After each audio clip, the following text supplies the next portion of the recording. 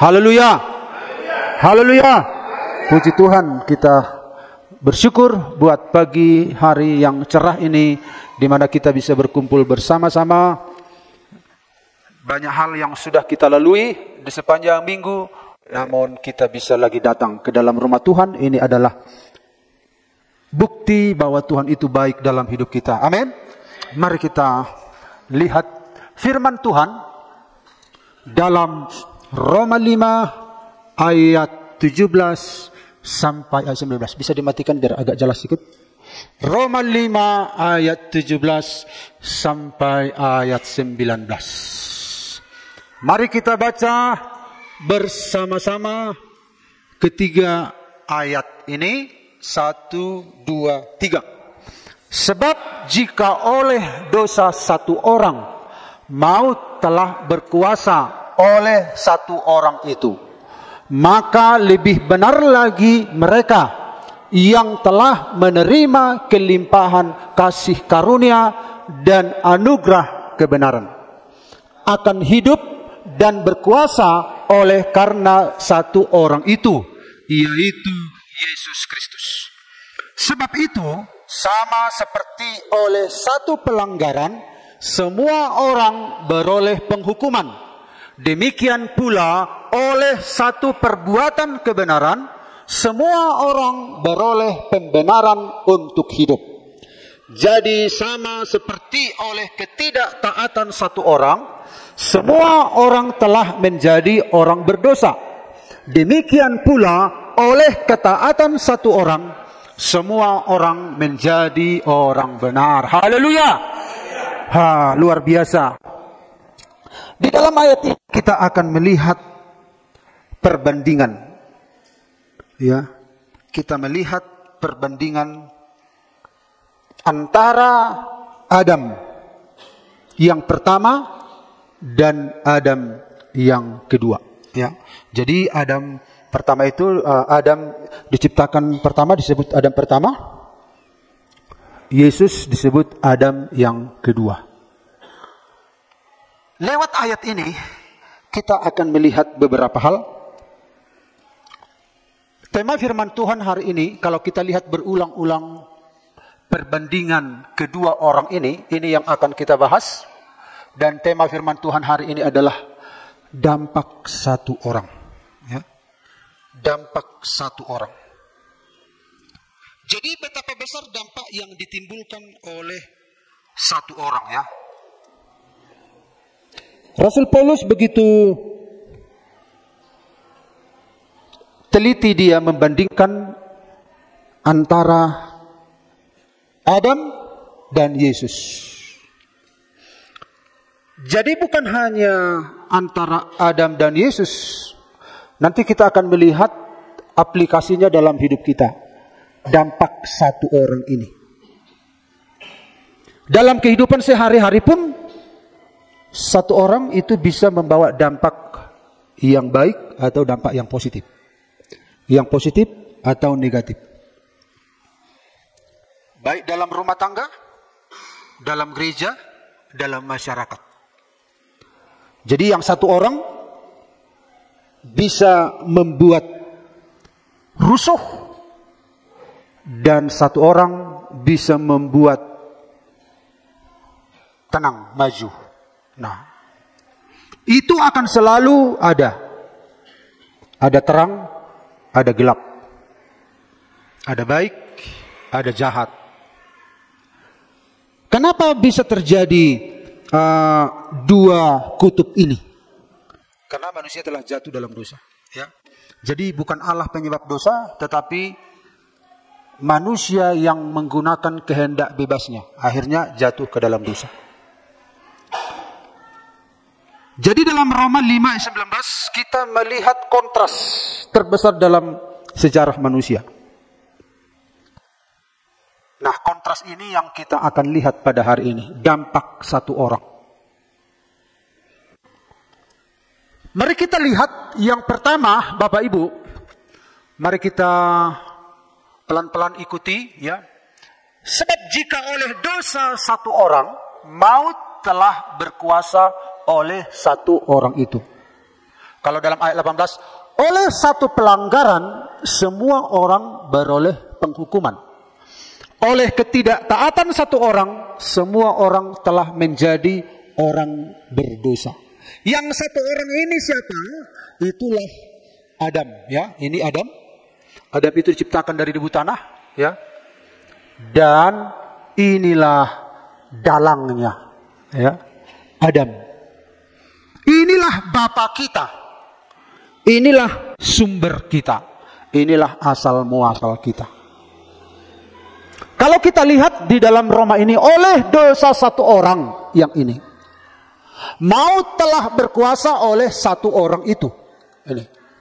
Oleh satu pelanggaran, yaitu pelanggaran Adam, semua orang beroleh penghukuman. Oleh ketidaktaatan satu orang, yaitu Adam, semua orang telah menjadi orang berdosa. Jadi kita itu, saudara-saudara, mengalami maut, mengalami kematian karena satu orang. Kita mengalami hukuman karena satu orang. Kita menjadi orang berdosa karena ketidaktaatan satu orang.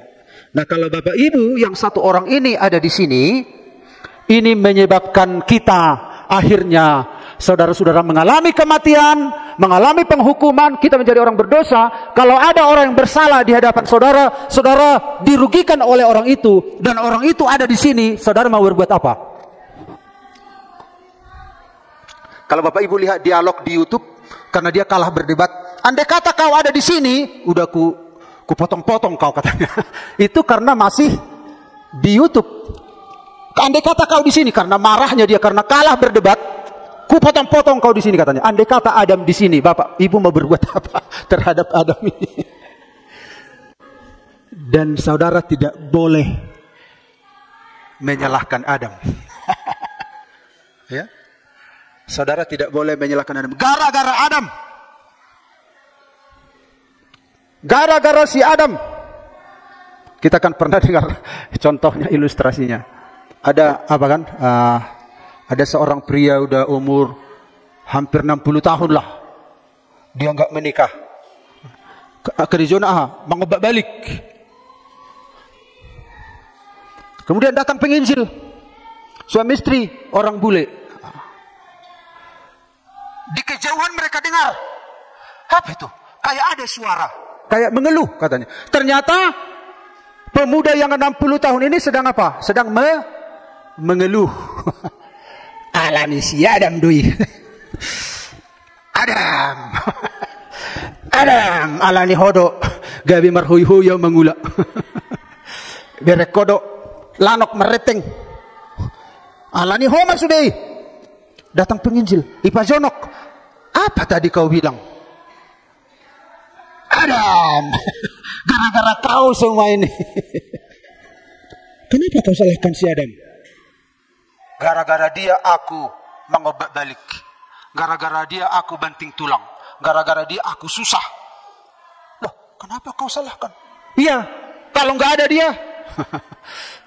Oke, ayo ke rumah, kata penginjil ini. Kerjamu makan terus, makan terus. Disiapkan makanan di situ, di atas meja. Nah, kami mau pergi ke satu desa. Kamu boleh makan semua di atas meja ini. Masih dalam tudung saji. Diperagakan ini susu, telur, madu, jahe, ayam napi nadar, ayam goreng, Kentucky, segala macam, mie goreng, bakmi dan lain sebagainya. Suka-suka makan. Wah, ini dia. Kau nggak usah kerja, kerjamu makan tidur, makan tidur, makan tidur. Wah, nah ini dia hidup itu. Tapi satu syarat, kata penginjil. Ada satu mangkok-mangkok di tengah meja. Ditutup. Dibalikkan gitu. Syaratnya hanya satu. Jangan buka yang di tengah meja ini. Oke? Oh beres. Nah, karena pikirannya terfokus kepada bakmi, mie goreng, capcay, funghai, dan segala macam makanan. Wah, daging, kecap, babi kecap. Wah, Wah, dimakan. Nanti kau kalau mau mandi ada air panas. Habis itu kau mandi, kau tidur di spring bed. Wah, dia lemparkan badannya. Wah, tidur enaknya hidup ini. Kerjanya hanya makan tidur. Akhirnya satu waktu penginjil ini belum pulang. Penasaran dia. Sudah dicicipi semua makanan di sini. Tapi apa ya yang di sini yang ditutup di mangkok ini ya katanya. Waktu mau dibuka. Jangan udah dilarang. Nah, akhirnya satu waktu dia tidur. Kemudian terbayang-bayang. Apa ya penasaran. Akhirnya dia datang ke meja makan. Dibukalah. Waktu dibuka apa yang terjadi? Pluk katanya apa? Lari apa? Melompat katak. Kaget dia. Suruh tadi jangan dibuka kok kubuka. Tahu-tahu datanglah sang penginjil suami istri. Halo. Gimana kabar? Baik katanya. Kenapa mukamu muram? Iya Apakah kurang semua yang kusajikan ini? Tidak Apakah kau kurang nyenyak? Kurang empuk kasurmu? Kurang panas airnya? Tidak Jadi apa masalahnya? Enggak ada Nah, tahu ini. Berarti kau sudah buka kan? Iya katanya. Begitu juga dengan Adam. Udah disuruh Tuhan jangan makan, dimakan. Andai kata kau Adam itu, kau juga akan seperti itu. Jadi jangan salahkan Adam. Kau juga melakukan hal yang sama. Oh iya. Aduh. Aku mau melakukan. Mengobak balik. Aledang si Adam bihu salahu bi. Anggosong ini. Ternyata HP. Sehu salahun. Jol masa lelengon. Ternyata. Terletak pada diri sendiri. Akhirnya mengobak balik memana. Haleluya. Puji Tuhan. Haleluya. Mereteng mah. Lanuk. Haleluya. Akhirnya dia bebas. Kalau dia menyalahkan orang, apalagi menyalahkan si Adam. Kita tidak sedang membela si Adam di sini, tapi kita mau melihat kebenaran. Kematian itu datang karena satu orang ini. Kemudian penghukuman datang karena satu orang ini. Dan kita jadi orang berdosa karena ketidaktaatan satu orang ini. Jadi kalau kita melihat Bapak Ibu, jadi ada 3 hal. Ya, oleh dosa satu orang, maut telah berkuasa oleh satu orang itu. Yang kedua, oleh satu pelanggaran, semua orang beroleh penghukuman. Oleh ketidaktaatan satu orang, semua orang telah menjadi orang berdosa. Nah kalau kita lihat gambarnya, Bapak Ibu, ini saya buat dulu. Ini ada memperanakkan, inilah keturunan-keturunannya. Kemudian punya keturunan lagi, punya keturunan lagi, punya keturunan lagi. Adam itu menurunkan dosa, kematian, hukuman. Dari sini ke sini, ke sini ke saya. Inilah saya contohnya. Ini Bapak Ibu dan banyak orang. Ini hanya gambaran kasar saja ya. Jadi Adam itu menurunkan apa tadi? 3 hal tadi yang diturunkan itu kematian, maut, penghukuman, dosa. Kematian, kenapa terjadi? Kita akan mengalami kematian semua sebelum Yesus datang. Walaupun kita mencoba menahan kematian lewat berobat, menjaga kesehatan, tetap kematian berlangsung. Karena akibat dosa kematian. Baik dia seorang rasul, seorang pendeta, seorang anak Tuhan, yang baik, yang jahat, semuanya. Karena apa? Ini Alkitab mengatakan, oleh dosa satu orang, maut berkuasa. Kematian. Maut itu kematian. Semua mengalami kematian sebelum Yesus datang. Walaupun kita berusaha merem lewat obat, ke dokter dan lain sebagainya, memang itu usaha manusia, tidak salah. Tetapi nggak bisa.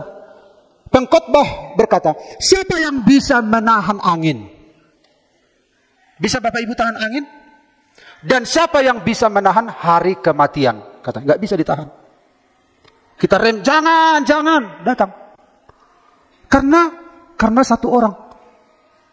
Kita berada di bawah hukuman.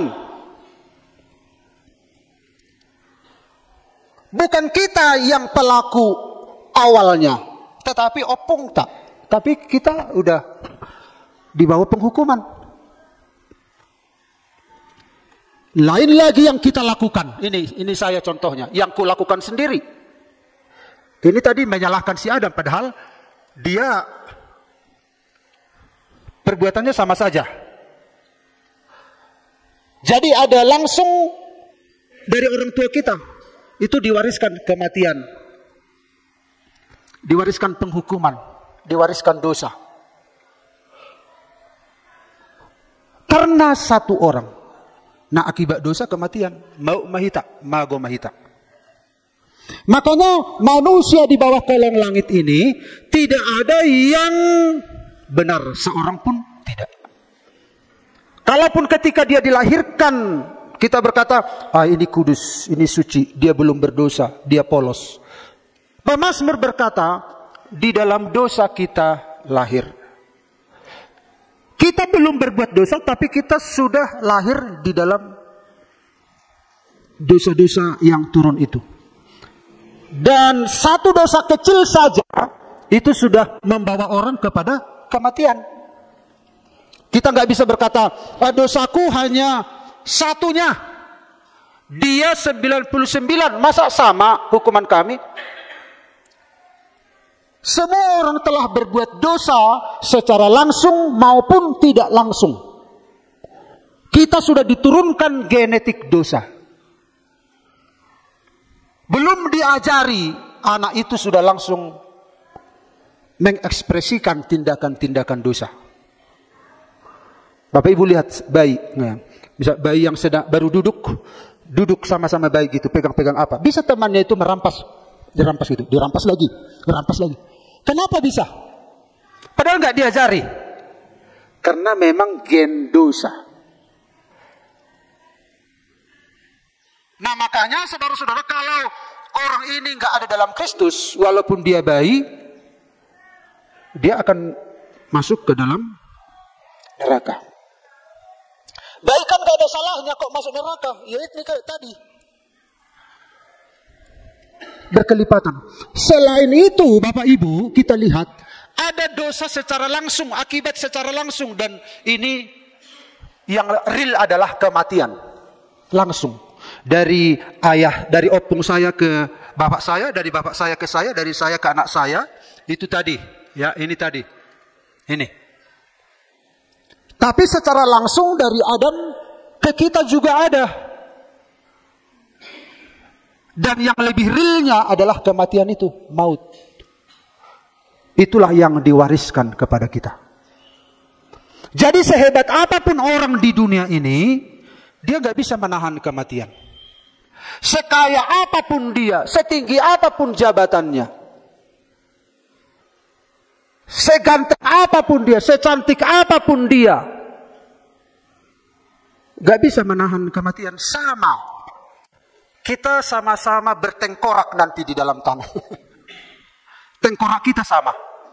Sama-sama dimakan cacing. Ada nggak kalau ada orang kaya atau cantik atau ganteng, dia nggak dimakan cacing?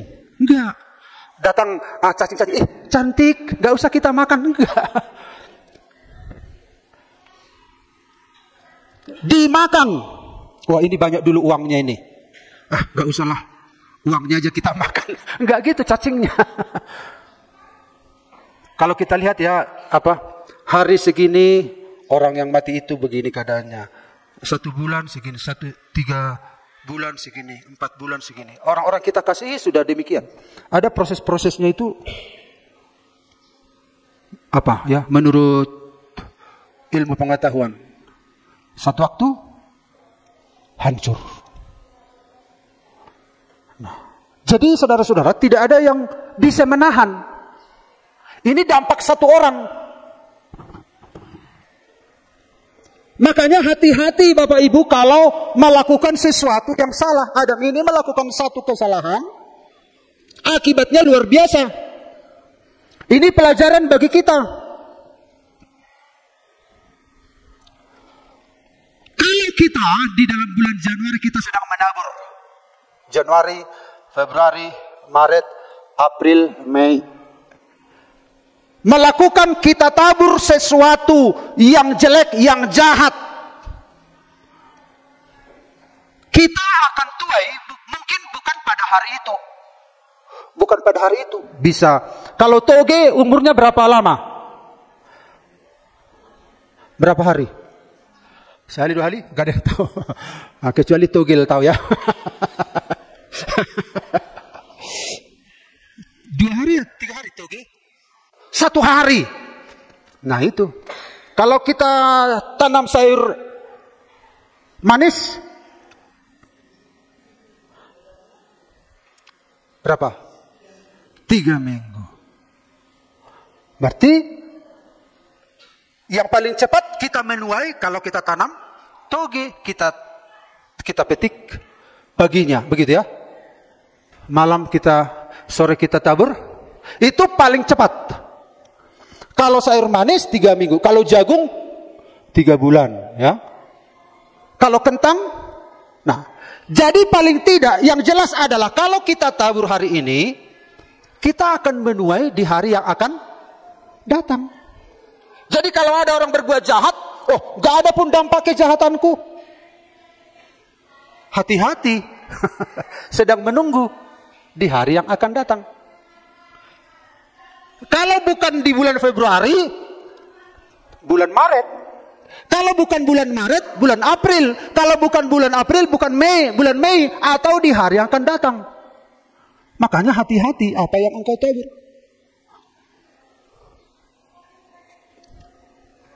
Kalau kita berbuat jahat, itu akan satu waktu berdampak di hari akan datang. Nah, kalau kita menabur di bulan Februari, kita akan menuai apa yang kita tabur di bulan Januari. Belum kita tabur di bulan Februari, kita sudah menuai. Nah, yang kita tabur bulan Februari bisa kita tuai di bulan Maret, bulan April, bulan Mei, dan bulan yang akan datang. Dan seterusnya. Sementara kita sudah mulai menuai dari sini. Nah, kalau kita tabur bulan Maret, kita sudah menuai di sini. Belum kita tabur, kita sudah menuai dari sini juga. Tambah lagi taburan. Betapa parahnya keadaan kita kalau kita lihat gambaran ini. Begitulah apa yang terjadi ketika Adam jatuh dalam dosa. Betapa rusaknya manusia. Selain apa yang diturunkan Adam ke kita, orang tua kita ke kita, dan yang kita tabur sendiri. Betapa hancurnya hidup kita. Siapa yang bisa menolong? Dan kalau kita tabur ini satu, Bapak Ibu lihat satu ini. Padi, benih padi, yang tumbuh bukan hanya satu. Adong daw banuan mehamu, isuak kamu sabiji alay nongol sabiji, hari isuak kamu amang opo verdian tosoni, dang adong ikan. Yang tumbuh adalah ini. Jadi kalau ditanam satu yang buruk, yang jelek, yang jahat, suka fitnah, suka gosip, mencuri, berkata-kata kotor, inilah benih yang kita tanam. Bukan satu hasilnya, banyak hasilnya. Itu baru satu benih.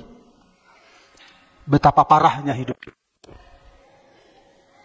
Makanya kita pantas dihukum.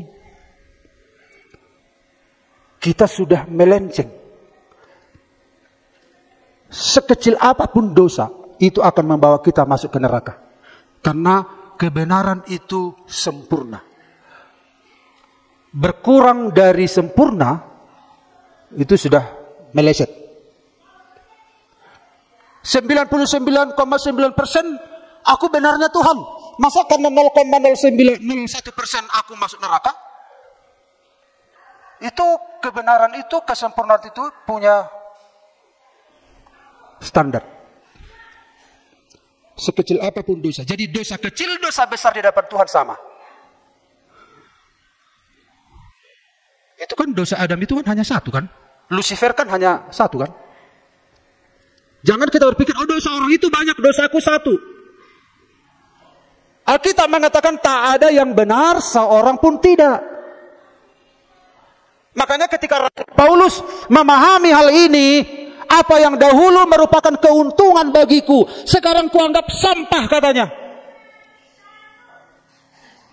Nikodemus yang pintar itu, yang tergolong orang suci, tapi ketika berjumpa dengan Yesus, guru bagaimana masuk kerajaan sorga? Karena dia menyadari apa yang dia capai gak memadai untuk memenuhi standarnya Tuhan. Kau harus dilahirkan kembali. Nanti kita lihat poin yang kedua. Makanya Bapak Ibu, kita mengatakan jangan jemu-jemu berbuat baik. Setelah kita dalam Tuhan, kasih karunia Tuhan, perbuatan-perbuatan baik ini akan mengalahkan hal-hal yang salah yang pernah kita lakukan. Penebusan. Yesus menebus kita. Tetapi dalam kehidupan sehari-hari kita harus menebus. Kita harus menebus.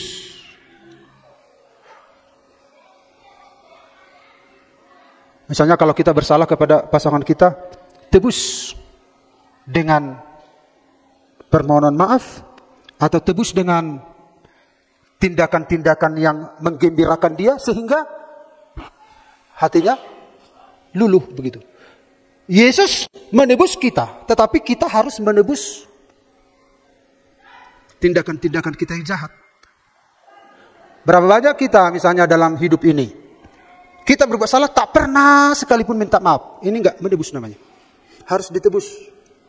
Baik suami istri, baik antar kita. Maafkan saya. Itu kan menebus. Atau kita lakukan yang membuat hatinya gembira, supaya hatinya yang terluka itu terhapus. Itu penebusan-penebusan yang kita lakukan. Perbuatan-perbuatan yang baik yang kita lakukan itu menebus semua pelanggaran-pelanggaran kita sehari-hari. Semakin banyak kita lakukan yang baik, itu akan menolong kita untuk mematikan semua hal-hal yang salah kita lakukan. Secara globalnya Yesus sudah menebus kita, tetapi dalam kehidupan sehari-hari kita diminta untuk berbuat baik, mengasihi, mengampuni. Amin Bapak Ibu. Ada kita sebagai orang tua tak pernah minta maaf sama anaknya. Orang tuanya aku, dia yang harus minta maaf. Nah, harus ditebus. Tapi GPD Parapat, baik suami istri sering saling memaafkan. Amin. Antar kita semua, antar jemaat. Kalau kita bersalah, oh maaf tadi ya, kata-kataku tersinggung ya tadi ya. Iya tersinggung. Oh ya maafkan saya. Itu menebus. Atau kita lakukan sesuatu yang meluluhkan hatinya. Akhirnya selesai. Itu. Tapi kadang kita biarkan, apa begitu? Ya biarlah dia berurusan dengan Tuhan. Biarlah dia mengelola hatinya sendiri. Besi menajamkan besi, orang menajamkan sesamanya. Saya pun begitunya. Iya. Tapi di satu sisi kita harus ambil bagian. Bukankah salib itu adalah, lupa terus di sini mau bikin salib sebenarnya. Salib itu vertikal, horizontal. Vertikal hubungan Allah dengan kita. Horizontal sama. Makanya minggu yang lalu firman Tuhan di 17 Agustus. Apa dikatakan oleh Tuhan? Usahakanlah kesejahteraan kota di mana aku buang. Berdoalah untuk kota itu sebab kesejahteraannya adalah kesejahteraan kamu. Artinya berdamai. Berdamai. Banyak yang harus kita tebus dalam kehidupan kita. Kalau menebus enak atau sakit? Sakit. Yesus juga menebus kita sakit. untuk menebuskan. Coba Bapak Ibu, menebus ada mas saudara di Pegadaian. Tahu Pegadaian? Kalau kami tahu. Kami tahu Pegadaian. Siapa yang tahu Pegadaian? Artinya digadaikan barang. Menebus itu kan sakit. Enaknya kan memakai uangnya kan? Menebusnya sakit.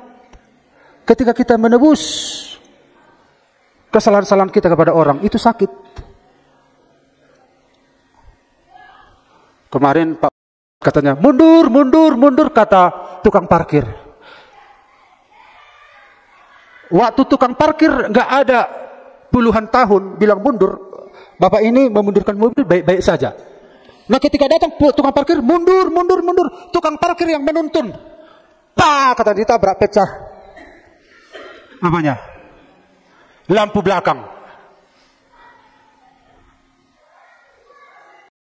Gimana?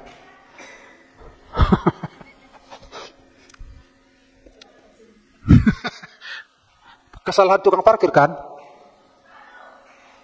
Disuruh mundur lagi, akhirnya kena. Bisa dituntut. Dikasih pula uang parkirnya. Itu tebusan-tebusan. Kita sabar, kita mengampuni. Memang sakit, mengampuni kan sakit. Sabar kan sakit. Sakit atau enggak? Sakit. Mengasihi juga sakit. Semua sakit. Itulah tebusan-tebusan. Karena kita sudah ditebus oleh Yesus, kita pun bisa menebus. Makanya kita akan segambar dan serupa dengan Kristus. Amin. Memang kita berperang di hati kita. Nah karena itu Bapak Ibu, kalau kita lakukan terus firman Tuhan, kebenaran-kebenaran, itu akan mengimbangi semua hal-hal yang salah kita lakukan. Memang Tuhan mengampuni si Yudas, tetapi begitu kuat tuayan menekan dia, akhirnya dia bunuh diri. Apa bedanya? Dosanya si Petrus dan si Yudas itu sama. Sama.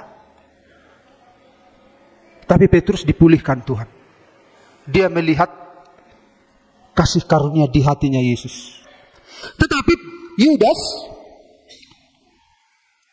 begitu subur tuayan yang dia buat itu, sampai dia nggak bisa menanggulangi. Bukannya Tuhan tidak bisa menolong dia, bisa.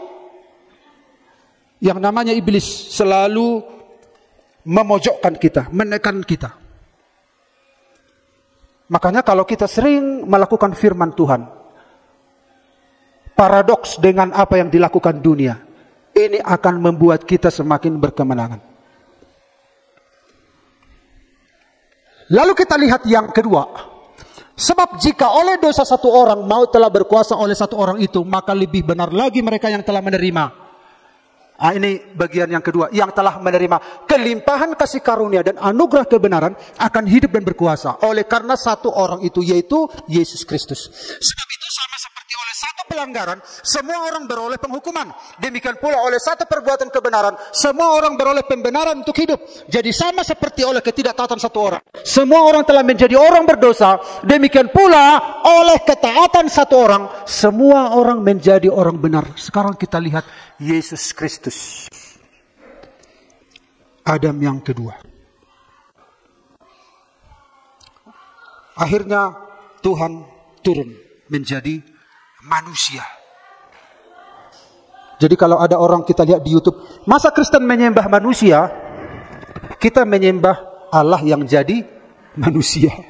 Karena manusia tidak bisa jadi Allah. Allah yang menjadi manusia.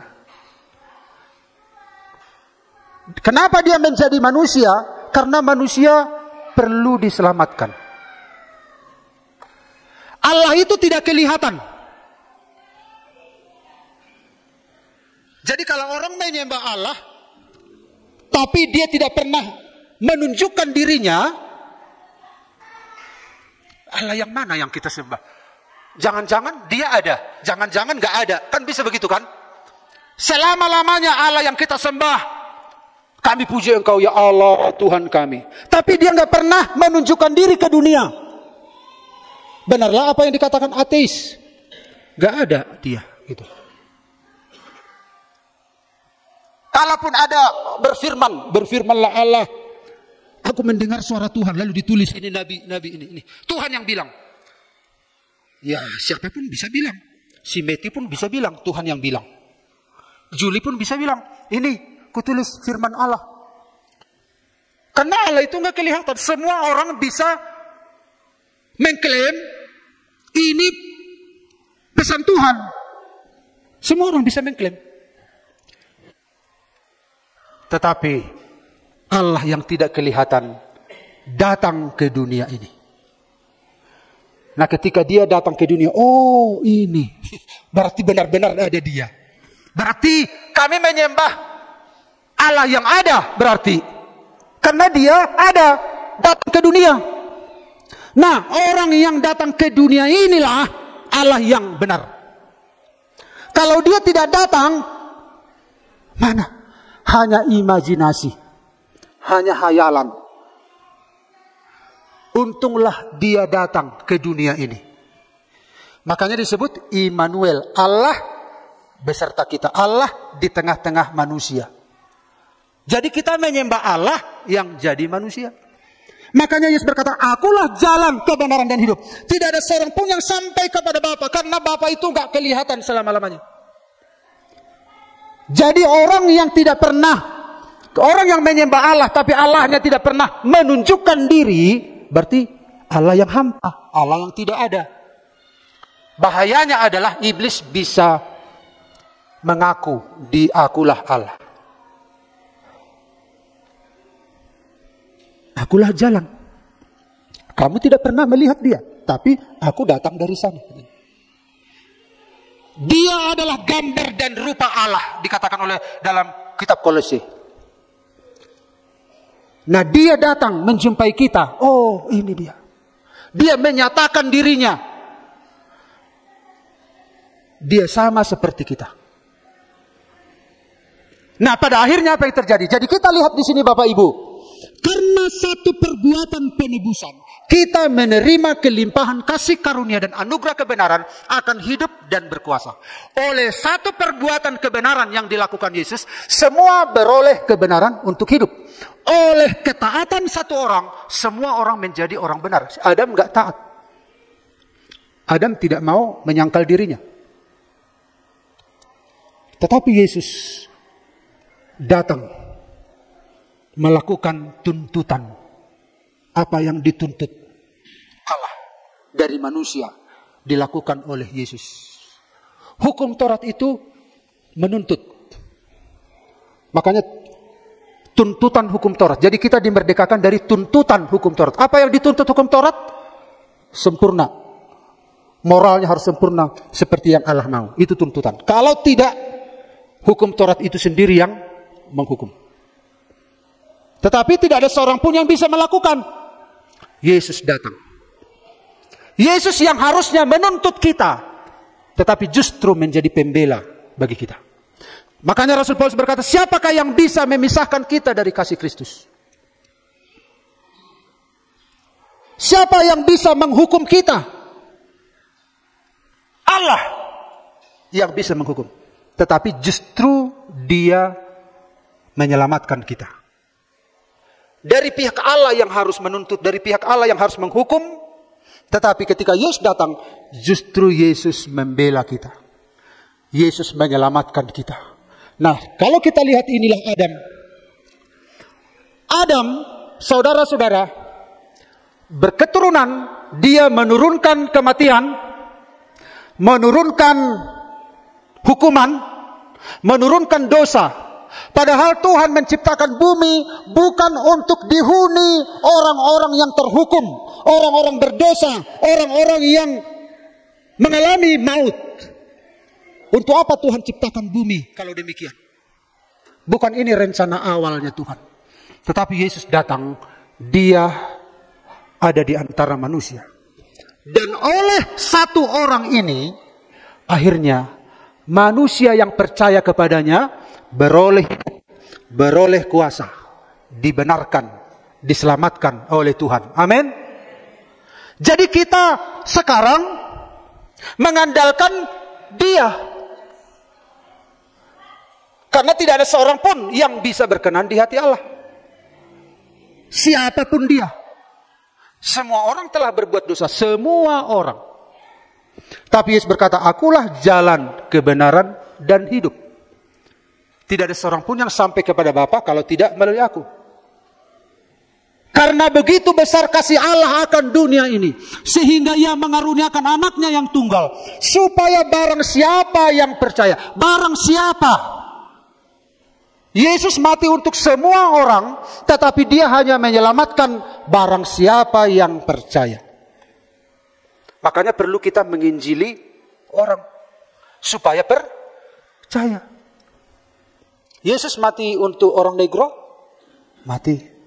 Yesus mati untuk orang India, orang Cina, orang Arab, semua. Yesus mati untuk mereka semua. Tetapi hanya bagi yang percaya, penebusan itu efektif.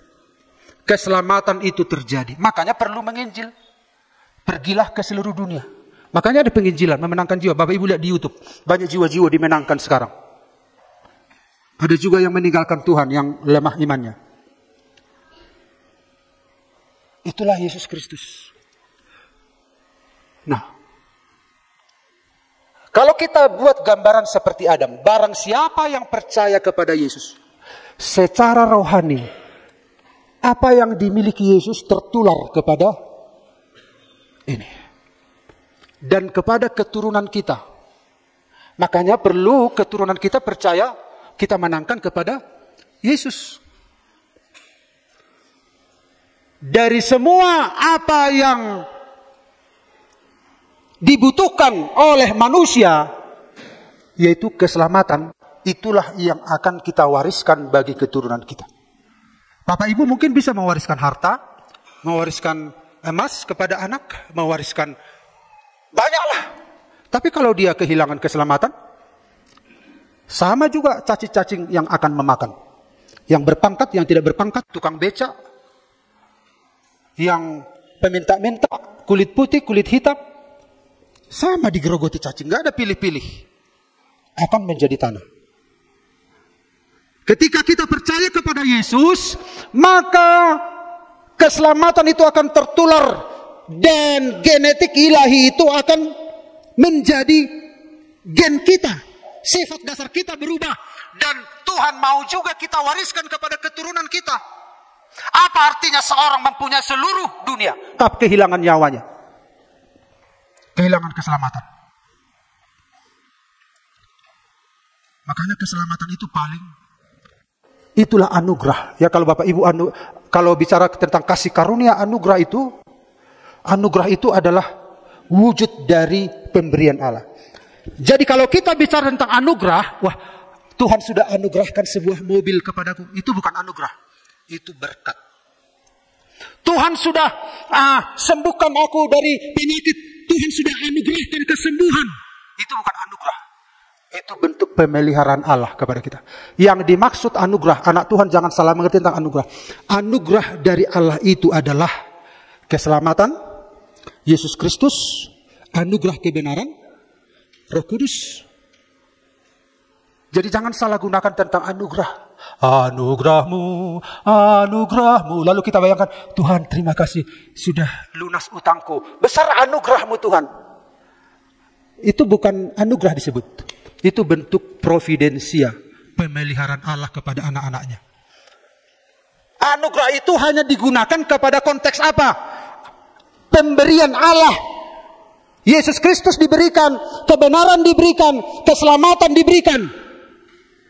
Makanya banyak orang Kristen salah mengerti tentang anugerah. Dan bukan hanya kepada keturunan demikian, tetapi langsung ke kita, saudara-saudara. Yesus langsung berhubungan satu demi satu. Apa bahasa Inggrisnya itu, Mak Jer? One by one. Head to head. Langsung.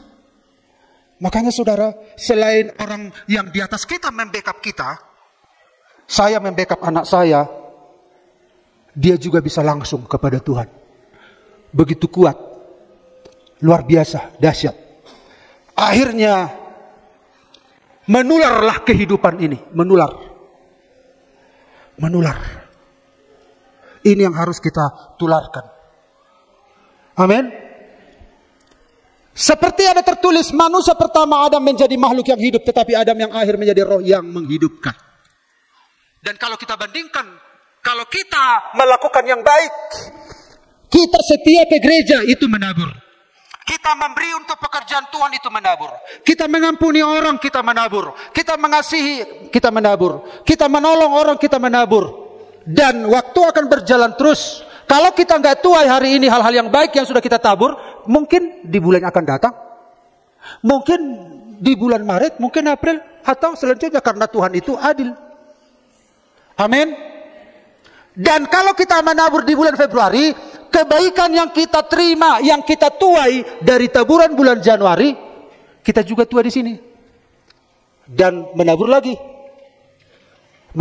terus hiduplah sesuai kehendak Tuhan. Ku mau hidup seturut kehendak Tuhan, mengasihi lebih sungguh, mengampuni.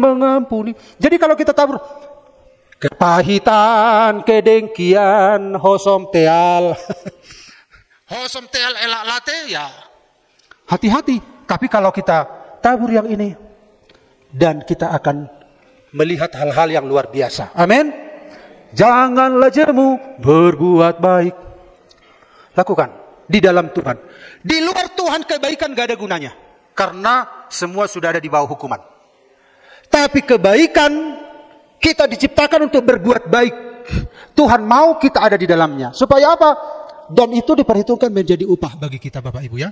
Nah, itu yang akan terjadi. Betapa dahsyatnya akibat dari satu orang ini. Kalau seperti sebuah benih tadi, kita tanam satu yang baik, bukan hanya satu yang baik yang Bapak Ibu alami, tapi banyak. Tapi kalau banyak kebaikan-kebaikan kita tabur, kita akan melihat hal yang luar biasa. Amin. Dan pada akhirnya Bapak Ibu, ayat yang terakhir. Karena kita ini buatan Allah. Nah, setelah kita percaya kepada Yesus, kita ini diciptakan ulang di dalam Kristus. Kita dilahirkan kembali untuk melakukan pekerjaan baik yang dipersiapkan Allah sebelumnya. Ia mau supaya kita hidup di dalamnya. Ia mau supaya kita hidup di dalam panggilan itu, melakukan sesuai dengan apa yang Tuhan mau. Amin, Bapak Ibu.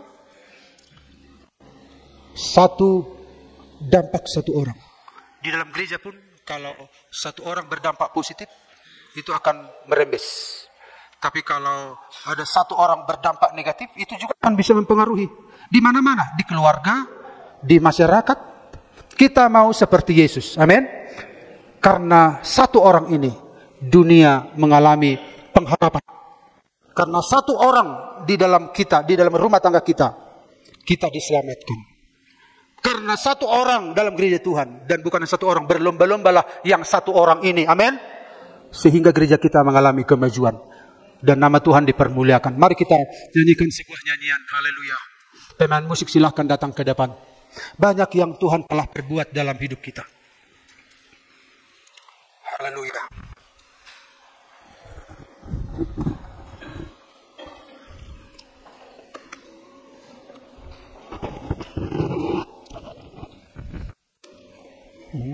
Banyaklah